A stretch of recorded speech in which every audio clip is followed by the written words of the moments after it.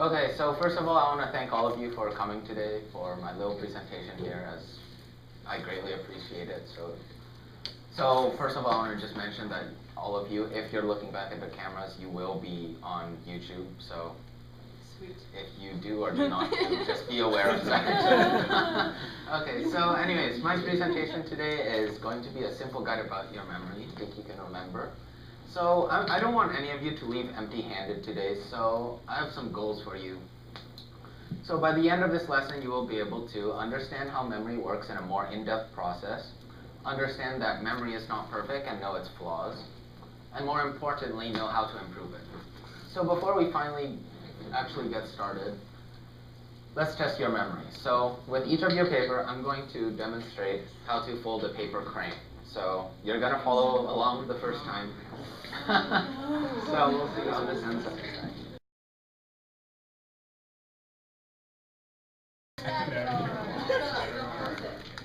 We've officially reached the hardest step. Now it's a pie. Do you remember? Austin, Still working on yours it, look or- good. That's Because all. she's doing it for me. I fail like every step. Oh, are you not supposed to fold it down? Oops. Oh, well, you can just open it a little bit. Okay, so ready? So just flip it over and then repeat the same thing. Just no big deal, just repeat the same thing. Okay, in that case. Oh, doing it wrong. What?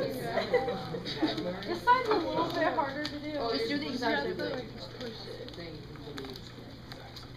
I don't get it. Oh. I used to make these all the time when I was like young.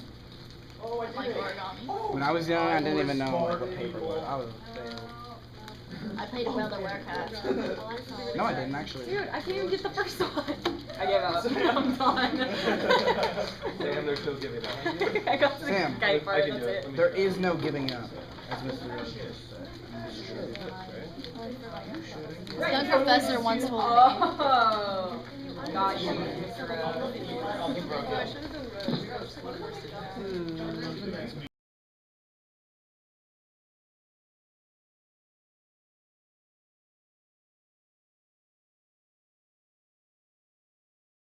Okay, so now that we got that down, you may be wondering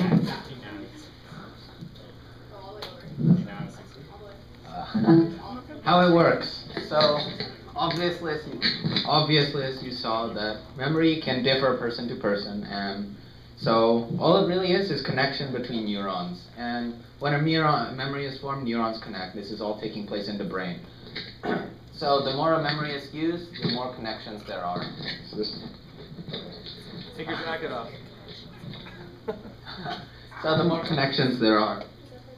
So think of a first-time experience as brushing fingers, and repeated experience is like holding hands. So imagine your hands as neurons in that situation.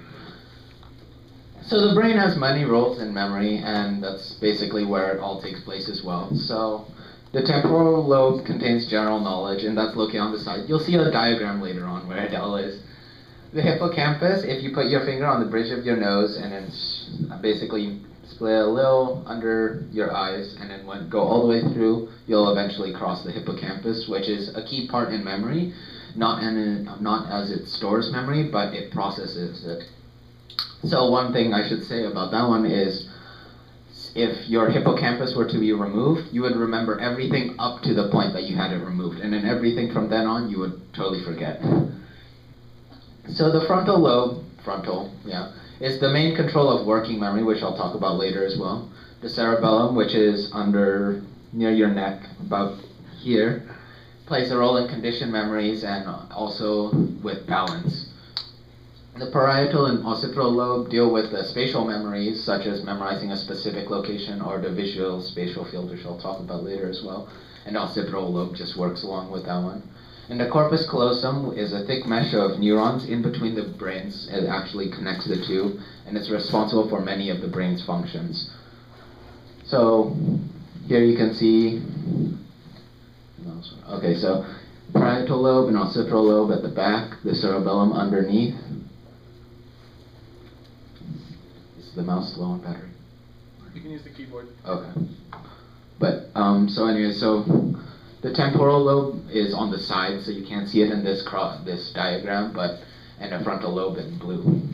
So you just get a basic idea of where everything is. So there are many types of memory, and as most of you know, it's long-term and short-term, but obviously for a lesson, you want to kind of broaden that out a bit. So long-term, short-term. But under long-term memory, there are two categories. Declarative memory, which is one of them, which is considered explicit memory or conscious recollection, so you consciously think about remembering this. And then non-declarative memory, which is considered implicit memory, so when using it, you don't have to consciously think about it the whole time. So under declarative memory is semantic memory, which contains facts, and episodic memory, which contains events and autobiographical events. Non-declarative memory only has one subsection, and that's procedural memory, and that deals with skills and habits. Short-term memory has only one section as well, and that's working memory, all of which I'll talk about more later as well. So long-term memory, it can hold an unlimited amount of memories, and the first section, declarative memory, is easily related as to textbook knowledge, and basically semantic memory more encompasses the idea of what declarative memory is, as it is knowledge that is known, for example, knowing that a banana is a fruit.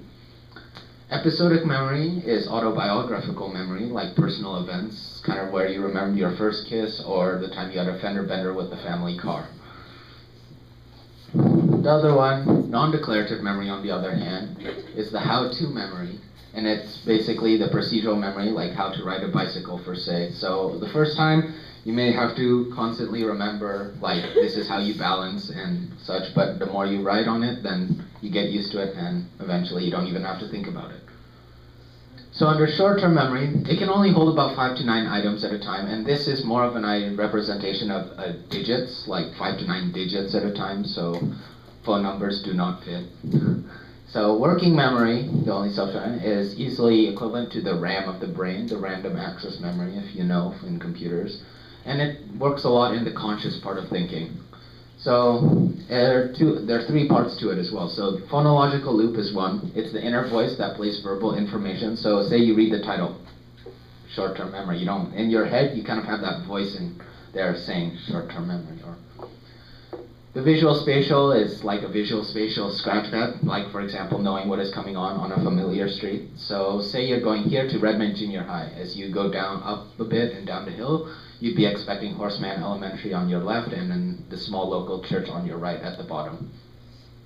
The central executive is probably the most conscious part about memory, and it plays a role in reasoning and calculation. So for example, why don't you guys do 32 plus 78, something simple.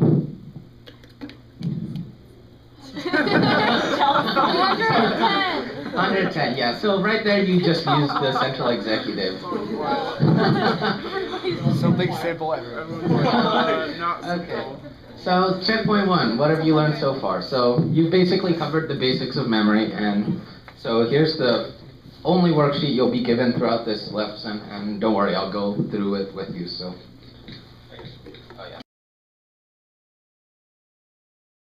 So most of this we just went over. So for example, the temporal lobe would be out of on the brain diagram. See if you can match that up. So what do you guys think the temporal lobe is? Oh, that was too much Temporary info. memory. It's on the side. D. It's D. Yep. The occipital lobe. Never, dude. A. Oh, it goes with the other one. Occipital lobe. B. B. Yep, that's correct. B. Whatever, Andy. Okay. And then the cerebellum. C. Okay, that's good. The frontal lobe. E. And the parietal lobe. A. Okay, so you all got that down. So you can give a short one-word description on the next part. So semantic memory, what does it deal with? Common sense. Is it like facts? Yeah, facts. Oh. Good job, Sam. No knowledge, you could say. Episodic memory. And then. Yep. Autobiographical. And then procedural memory. Calculations. No. Without Oh. How trying. to? How to, yeah. How to. God, you're too What can I say? I'm just a better person than you. And then Oh. working memory. memorizing.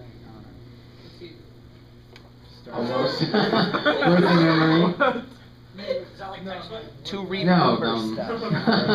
No, that was semantic memory. Yeah. What's working? So working memory basically deals with short-term memory, kind of like Oh. the direct conscious Yeah. thinking idea.